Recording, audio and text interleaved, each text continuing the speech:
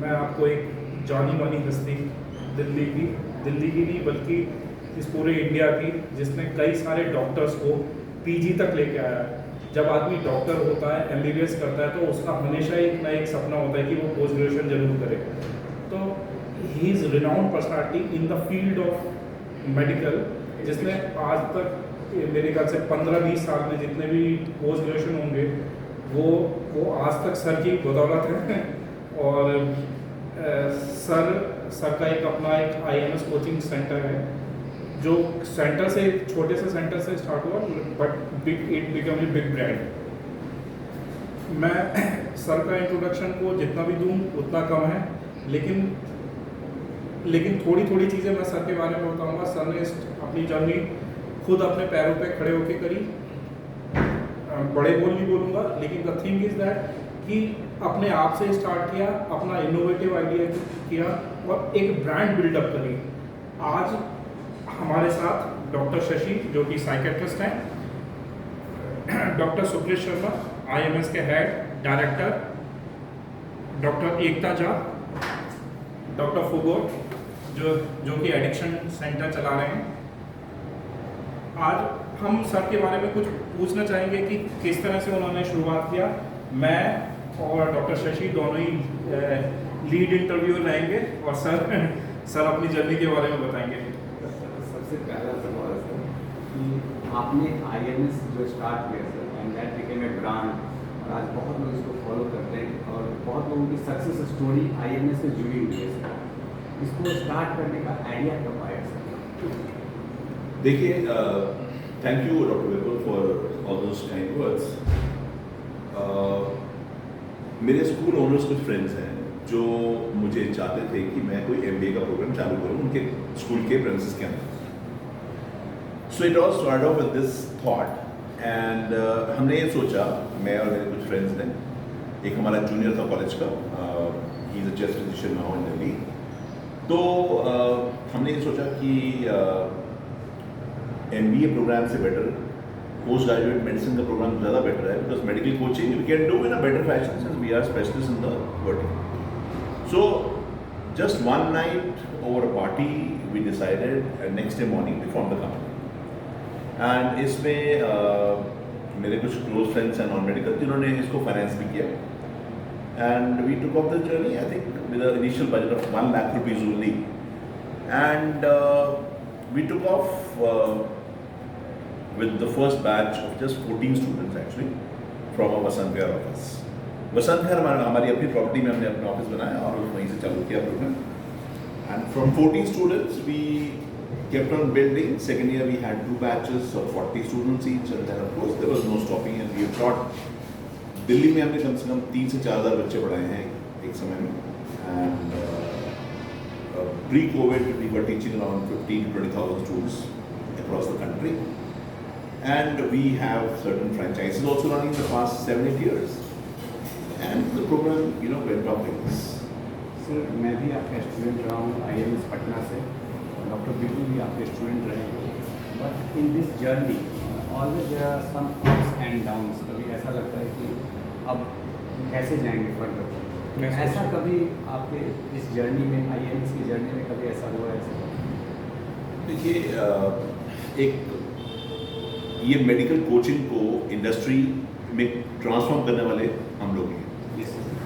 तो इसमें बहुत सारे चैलेंजेस आते हैं in terms of finances, in terms of marketing. अब जब हमने कोचिंग चालू किया 2000 ईयर में, तो उस समय कोचिंग प्रेवलेंट नहीं था।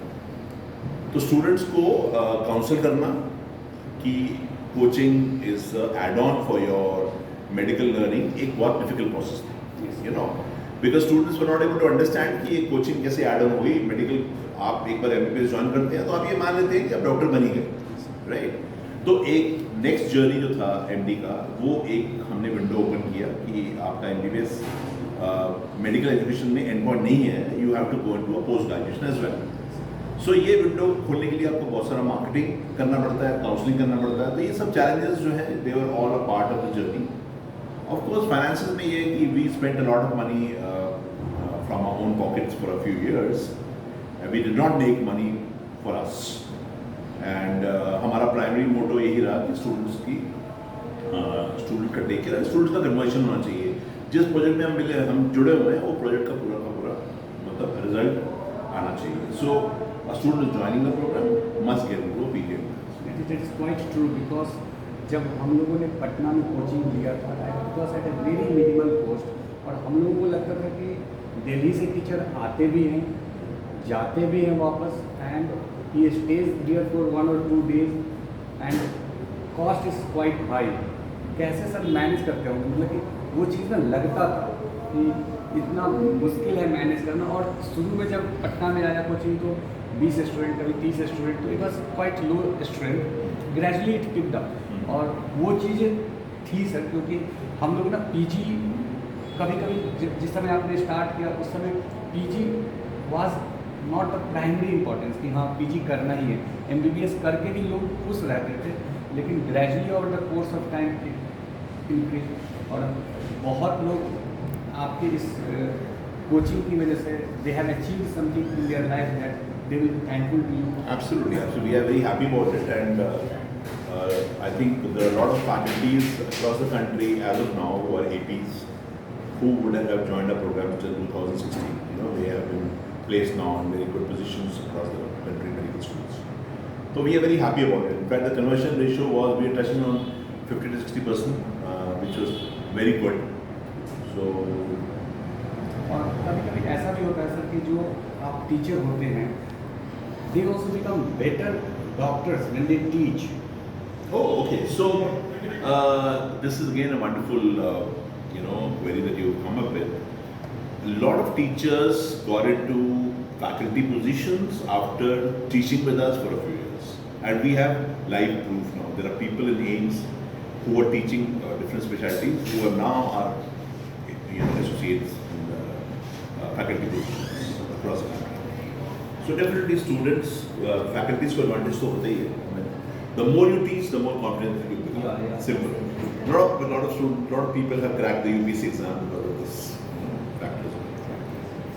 सर काफ़ी टाइम हो गया ना आपका कोचिंग, अब तक काफ़ी टाइम हो गया होगा, तो और भी अभी खुल गए हैं, तो अभी उस समय से अब तक में क्या डिफरेंस देखा टीचर्स में, स्टूडेंट्स में, कोचिंग के? देखिए हमने चालू किया था तो सबसे बड़ा चैलेंज था फैकल्टी का क्रिएशन। हमारे पास फैकल्टीज नहीं हुआ करते थे ज़्यादा लोग, तो we did not have many people like for basic sciences. हमारे पास टीचर नहीं थे एनाटॉमी पढ़ाने का, फिजियो बायोकेमिस्ट्री के, we did not have teacher. तो in the process of teaching we counselled and train teachers to become better ones. तो हमने उनका डिलीवरी बेटर किया, कंटेंट हमने उनका बेटर किया, और अभी as of now we have a huge faculty.